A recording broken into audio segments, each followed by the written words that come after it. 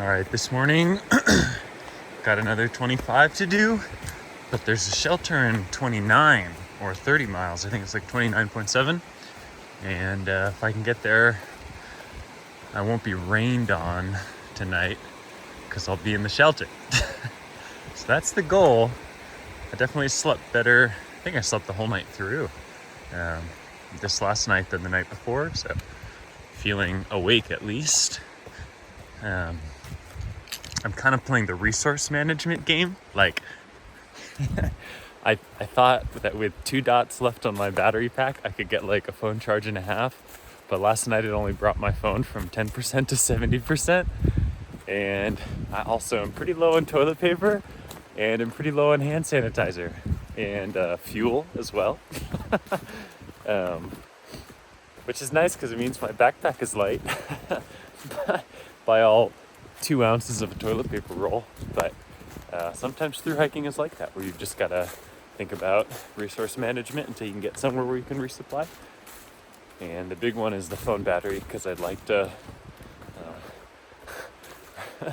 listen to music or podcasts or just check my phone or try and text my friends or whatever, because it can be lonely out here.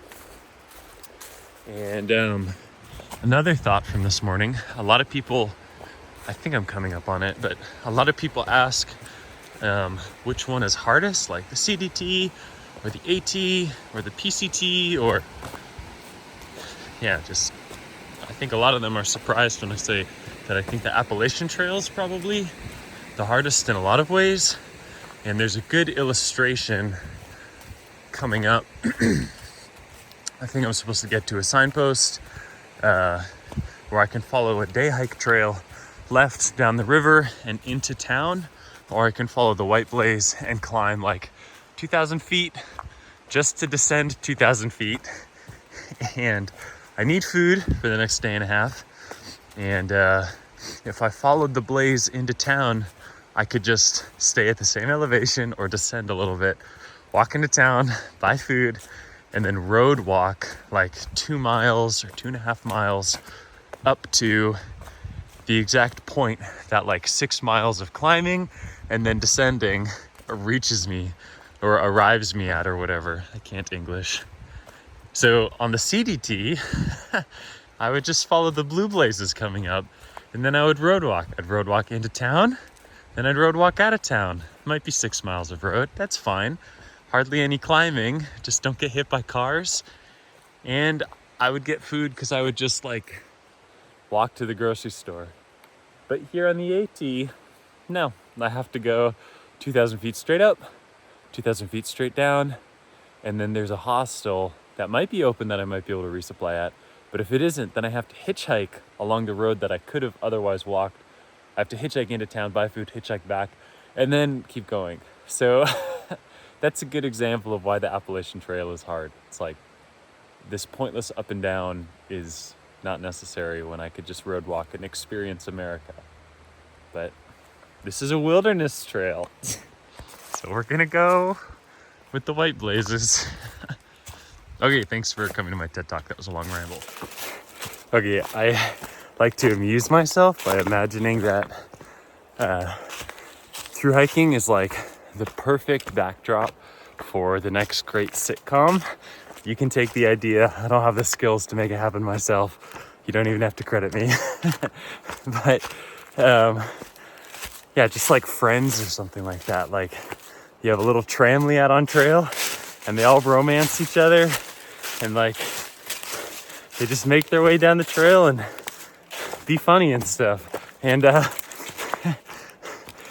there's a couple jokes that I come across that I don't have the comedic timing to make funny, but I'm laughing this morning because I'm thinking about the fact that I don't have enough phone battery, and also how I'm running out of things like TP and hand sanitizer. I'm like, oh, my backpack's lighter. So it's like, oh yeah, my backpack is 3 phone charges lighter. That's funny, right? And then another one I think about that would be really funny is like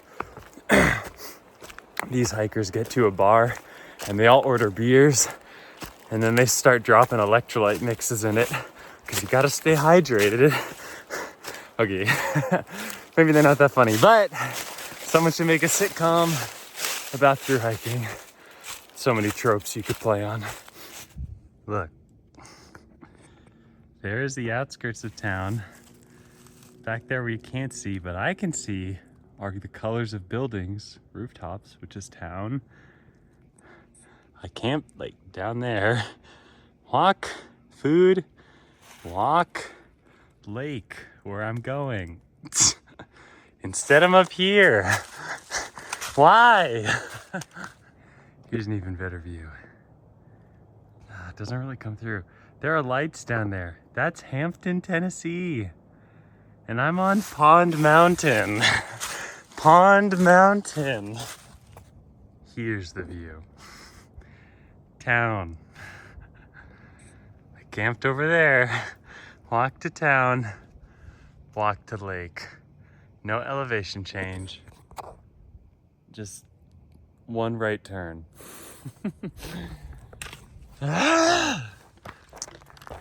Just resupplied at Boots Off Hostel. And yeah, they were open, which is good. So I got some snacks. And I'm off to race the rain to Damascus. Here we go.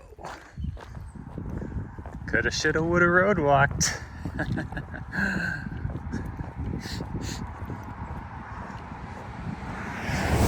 Zoom! Walking next to water is so beautiful. It's like really nice. And then also, when I was at the Boots Off Hostel, I drank like a canned Yahoo chocolate drink thing. I thought it was chocolate milk. It wasn't. It was kind of gross. But then I also drank a root beer because drinking calories is really important. And my burps are disgusting now. It's like chocolate root beer. Yeah, I don't like it. It's raining. Well, damn.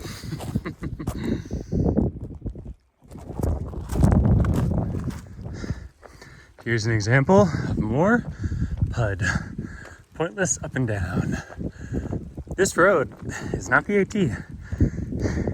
Well, it is right now, but it's not over there because the AT goes there.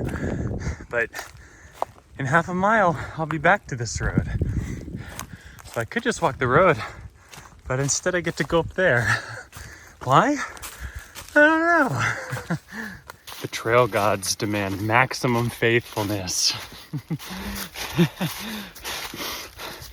Even when it's raining, no shortcuts. You just gotta do that white blaze. Only then will they heed you in your darkest hour.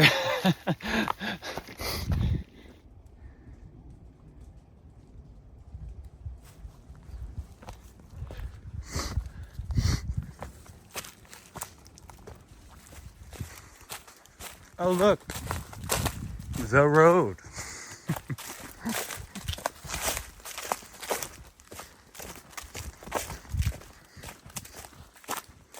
Good Lord. All right, here's another semi-pro backpacking tip that I just messed up. Trying to get water with just a smart water bottle from this little spring. It's very nice. And the smart water bottle can't get the right angle to collect from every spot here. So I want to find the most vertical spaces, and I thought I could do it here, but I couldn't. And I had stepped on these rocks in order to bend over here, and in doing so, changed and muddied like the space right there where I do think I actually can collect. So now I'm going to end up getting a lot of silt in my water, which is a bummer. I should have started down there and walked up. Instead I started up here and ruined everything beneath. Mistake made. I think a lot of people worry that something like a smart water bottle isn't gonna fit in spaces to be able to collect from, but honestly it's pretty okay. Like, even if I can't get a full bottle, which I pretty much can here, as long as I can get half a bottle, I can then pour it into my other bottle and then fill up half a bottle again and then pour it into my other bottle. Or I can use my pot and do the same thing and kind of scoop with it. So if you're resourceful and thoughtful, there's usually ways to get around without having to carry like an extra CNOC bladder or some sort of bag. Bags are fine. It's just you might not need them, and then it's nice to declutter your backpack, and every few ounces that you can keep out and few dollars that you don't spend is a lighter and more financed through hike. So it's good. Yeah, bring a CNOC, no problem. Just be willing to send it home if you don't find that you need it.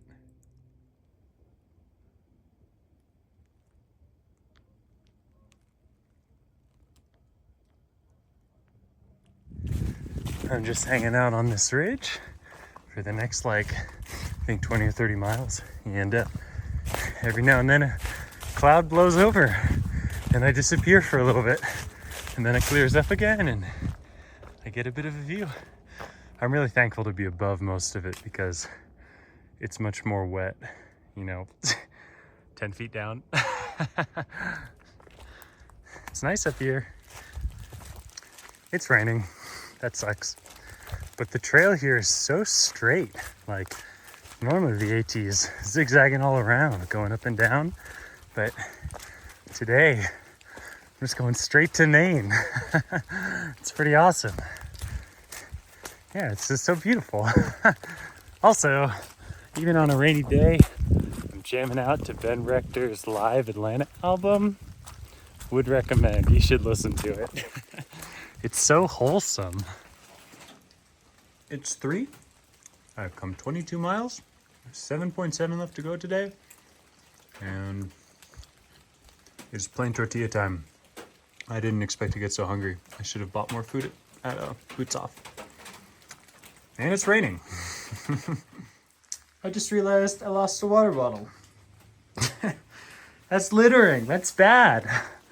But I don't know where it is. It's all, I don't know, have to carry some other trash from this lean-to make up for it. I don't want to touch other people's trash. Hanging out in that shelter made me miss my rainy day friend Jolly. Miss you, Jolly. I don't know if you watch or not, but oh man, good times. 3 more miles. I've officially reached the part of the day where I feel very tired. It's pretty though. There's a flock of robins I just pushed off the field, and one of the last ones to fly up had a pretty long worm in its mouth, and then it landed up in the tree and it was just like and it just wriggled it right down. It was cool. Ending the day with some good old AT cloud walking.